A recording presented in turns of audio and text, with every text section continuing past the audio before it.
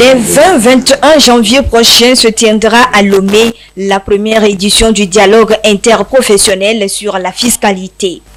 Les détails sur cette grande rencontre d'échange et de partage ont été donnés aux professionnels de médias lors de cette conférence de presse. Plusieurs acteurs sur les questions de décentralisation et de fiscalité locale sont attendus à ce colloque qui se déroulera en mode hybride à cause de la pandémie au Covid-19.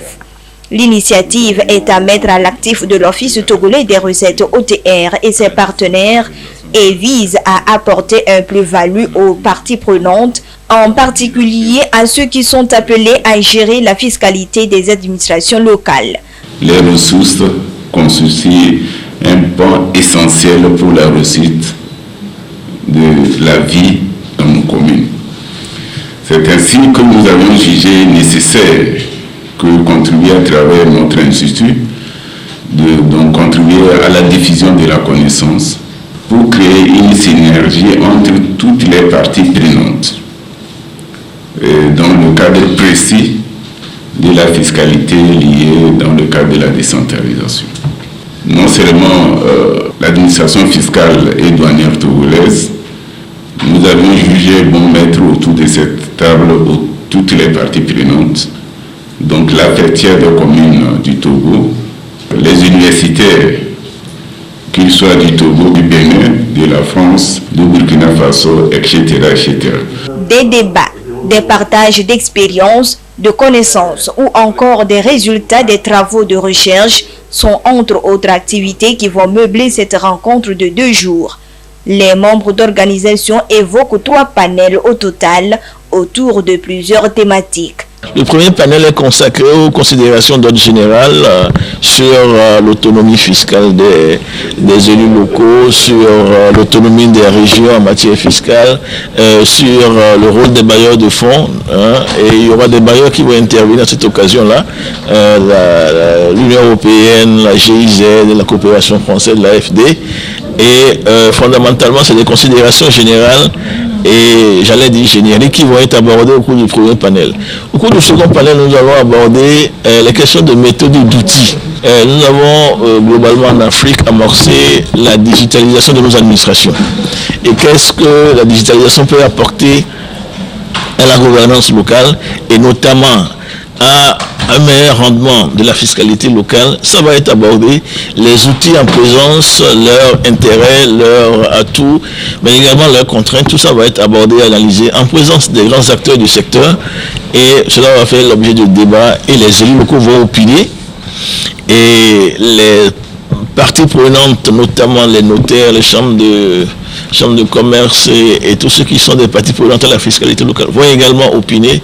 Ça permet de faire un tour d'horizon global et intéressant sur la question des outils et des méthodes en matière de mobilisation des ressources fiscales au niveau local. Il y aura un troisième panel qui est consacré cette fois-ci à une perspective qu'on pourrait dire comparée, la gestion fiscale comparée entre le Ghana et le Togo, entre le Togo et le Mali, le Burkina Faso, des pays qui ont une expérience en décentralisation qui est assez longue. Les collectivités locales sont appelées à tirer meilleur profit de ce dialogue pour une bonne gestion fiscale et de ce fait un développement local effectif.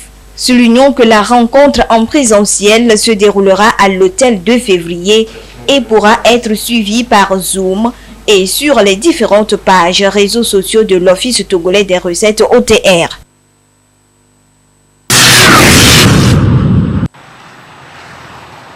Port obligatoire de casque tant pour les motocyclistes que pour leurs passagers dans les jours à venir. C'est la nouvelle mesure retenue par le gouvernement togolais. Cette mesure fait suite au bilan sécuritaire du 2e semestre de l'année 2021, dressé jeudi dernier par le ministère de la Sécurité et de la Protection civile en collaboration avec le ministère des Transports. Selon ce bilan, 334 personnes auraient perdu la vie dans des accidents de la route de juillet à décembre 2021, dont 60% causés par les motos et surtout par le non-port des casques. En retenant cette mesure, le gouvernement compte faire face à la situation et ainsi renverser la tendance. Certains citoyens togolais trouvent la mesure salutaire. Je remercie le gouvernement d'avoir fait sortir ce communiqué qui aide beaucoup la population et nous-mêmes qui nous protège qui protège aussi les usagers, les motocyclistes et puis les passagers qui prennent aussi sur la moto. Ce n'est pas seulement le conducteur qui doit porter les casques, mais aussi le passager qui prend, parce que lui aussi, sa vie aussi compte beaucoup. Donc j'exhorte la population et tout le monde pour le port des casques, parce que ça sauve et ça protège. En tant qu'usager de la route, je pense que c'est une très bonne chose que l'État a encore réinstauré l'usage du port de casque. Parce que cela va nous permettre de réduire les risques des accidents, la gravité des accidents et la circulation. Pour les spécialistes du code de la route, cette nouvelle mesure du gouvernement vient répondre à l'un des principes de base de la sécurité routière. Le port du casque est une obligation pour chaque conducteur ou bien pour chaque usager de la route, surtout pour ceux qui sont à moto. Donc le code de la route a exigé que chaque conducteur de moto puisse avoir un casque pour le passager et pour le conducteur. Donc c'est une très bonne information qui va nous aider à réduire les risques d'accidents graves en circulation. Porter le casque en circulation, c'est bien. Mais quel type de casque porter? À cette question, les spécialistes du code de la route répondent. Avant tout, le port du casque permet d'éviter des blessures graves en cas d'accident. Il permet aussi d'éviter des traumatismes crâniens subis en cas d'accident. Il existe plusieurs types de casques. Avant de porter un casque, il faut s'assurer qu'il est en bon état. Je ne dois pas utiliser un casque qui est déjà utilisé. Je ne dois pas utiliser un casque qui a déjà subi une chute ou bien qui a déjà subi, disons, une fissure. On a plusieurs types de casques. Premièrement, on a le casque intégral qui est doté d'une mentonnière qui protège et la tête et le menton. Il y a le casque modulable aussi, qui est doté d'une mentonnière qui protège la tête, qui protège aussi le menton. Mais on peut déplacer la mentonnière. Il y a le casque enveloppant. C'est ce casque-là que la plupart des motocyclistes utilisent. Là-bas, il n'y a pas de mentonnière et donc tu n'es pas protégé à 100%. Et le dernier casque, c'est le casque ignifuge. C'est le casque que les BTP utilisent. C'est un casque chantier. Ce casque n'est pas à utiliser sur les motos parce que ce n'est pas un casque qui est adapté. Chaque usager de la route est ainsi invité à adopter des comportements responsables et à prendre en compte cette mesure du gouvernement afin de limiter les décès liés aux accidents de la route.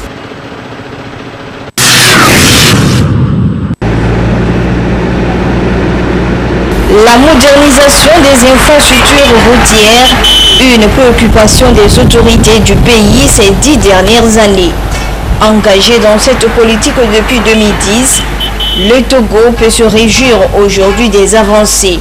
Plusieurs centaines de kilomètres de routes et de pistes rurales ont été réhabilitées et construites sur l'ensemble du pays. Ceci au grand bonheur de la population. Si les gens ne passaient pas comme ça par là, mais depuis déjà une semaine, deux, je pourrais dire les gens passent et ça donne la visibilité à notre activité. Oui. Ça permet aussi que nos ateliers, ça puisse marcher bien. Et nos clients vont maintenant nous voir bien parce que nous sommes au bord de la route. Maintenant, les activités marchent. Nous avons maintenant de la clientèle. De nouveaux projets de construction et de réaménagement des voies sont en cours, à l'instar de la nationale numéro 5, Lomé-Palimé, et le projet de dédoublement de la nationale numéro 1. L'idée est de donner accès aux zones enclavées, faciliter le transport et les échanges. L'impact de ces infrastructures sur le développement est donc grand. Elles contribuent énormément au développement socio-économique du pays. Je crois qu'il y a un adage populaire qui dit que la route du développement passe par le développement de la route. ce qui remet au centre de toute l'activité humaine l'importance de la route. La route, quand elle est aménagée, résout tous les problèmes qui peuvent entraver les performances économiques. Quand la route est aménagée, on a des gains de productivité, c'est-à-dire qu'on consomme moins de ressources pour faire déplacer les biens et les hommes, et on diminue le temps de trajet. On rend plus avantageux le jeu économique, et donc toute la chaîne de production se retrouve en efficacité. A contrario, on alourdit donc les charges de production, on alourdit les gains de productivité, on rend difficile l'accès aux matières premières, l'accès aux infrastructures sociaux de base. Nous avons un centre de référence à Lomé et un centre de santé de moindre importance dans un village dans le Yoto, et qui nécessite une évacuation sanitaire d'urgence. En l'absence de la route, on aura plus de temps dans le trajet, et de ce fait, on court un grand risque de perdre une vie humaine. Mais lorsque la route est aménagée, en un temps record, on résout les problèmes de santé, et donc tout le monde se porte mieux. Ce qui veut dire que, tant sur le plan économique que sur le plan social, la route est au cœur des enjeux. La construction et la réhabilitation des voies est une chose, mais les disposer en qualité sur une longue durée en est une autre. Puisque la route coûte très cher, le remboursement de l'argent ou de l'investissement mobilisé nécessite un long temps d'exploitation. Et donc si la route n'est pas bien faite, elle sera utilisée à court terme ou à moyen terme et nécessitera qu'on mobilise encore de l'argent pour la refaire. C'est pourquoi dès le départ, il faut s'assurer et mettre tout en jeu pour garantir que la route soit faite dans les règles de l'art et que les ressources et les matériaux nécessaires pour garantir sa durabilité soient mobilisés. Et plus loin, lorsque la route est faite, il faut engager un système d'information, d'éducation et de sensibilisation à l'usage de la route. Parce que la route est au service de l'homme, mais la route aussi est comme une arme contre l'homme quand elle n'est pas bien exploitée. La contribution de la population est indispensable. Actuellement, le gouvernement togolais dispose de 11 777 km de réseau routier, dont environ 2101 km de routes nationales revêtues et 1473 km de voiries urbaines.